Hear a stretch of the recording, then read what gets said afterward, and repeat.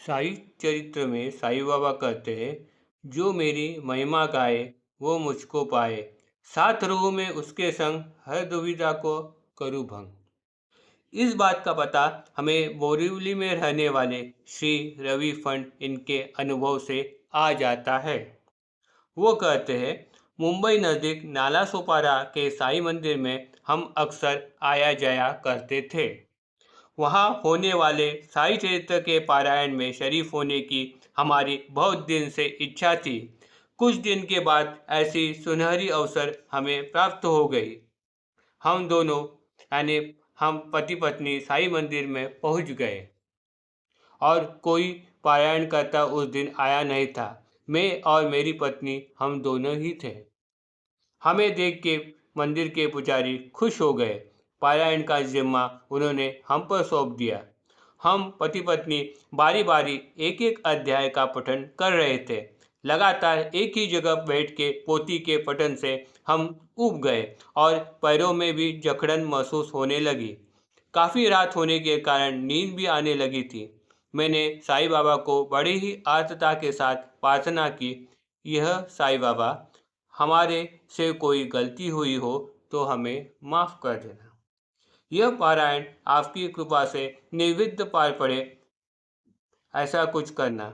हम नींद न आए इसलिए बार बार आंखों पर पानी मार रहे थे, लेकिन नींद पर काबू रखना मुश्किल जा रहा था। तभी बाबा को हमारी दया आ गई।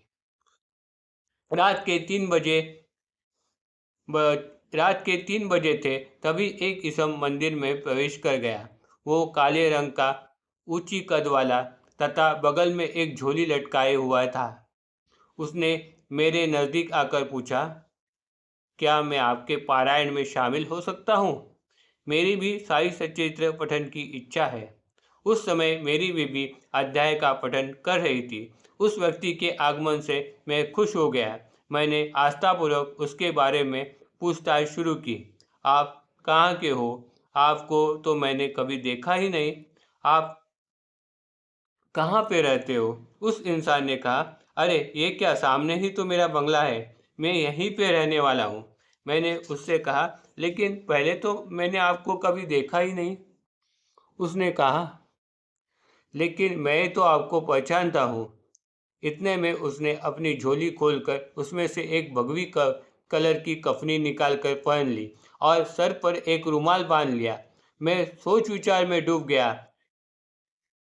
तब तक मेरी पत्नी का एक अध्याय पूर्ण हो गया और उसने ओम श्री सच्चिदानंद सद्गुरु साईनाथ महाराज की जय का पुकार किया।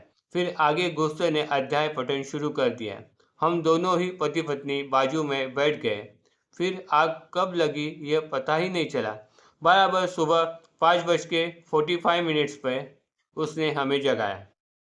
चलो अब उठ जाओ, 53 अध्याय पूर्ण हो गए हैं। अब आप 52 अध्याय पूर्ण हो गए हैं। अब आखिरी बचा 53 अध्याय का पठन आप कर लो। मैं अब आता हूँ। फिर उस गृहस्थ ने अपने कपड़े बदले और वो हमारे आंखों के सामने से निकल गया।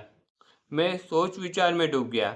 भला वो इंसान कौन है? कौन हो सकता है? मैंने तो इसे पहले कभी नहीं देखा। मैं यहाँ रहने वाले हर एक व्यक्ति को जानता हूँ। फिर वो कैसे कह रहा था कि जब मैं तुम्हें जानता हूँ? अरे, साईं बाबा तो हर एक को जानते हैं। अरे बाप रे, ये क्या हो गया? खुद साईं बाबा आए और मैं उन्हें पहचान भी न सका। मेरी आंखें भर आई। मैं मन ही मन में खुद को कोसने लगा। कितना मैं बदनसीब हूँ। खुद साईं बाबा आए और मैं उनको पहचान भी न सका। कुछ समय बेहोश के आलम में मैं खो गया। बीबी ने पूछा, पीछे से आवाज़ दी और मैं होश में आ गया।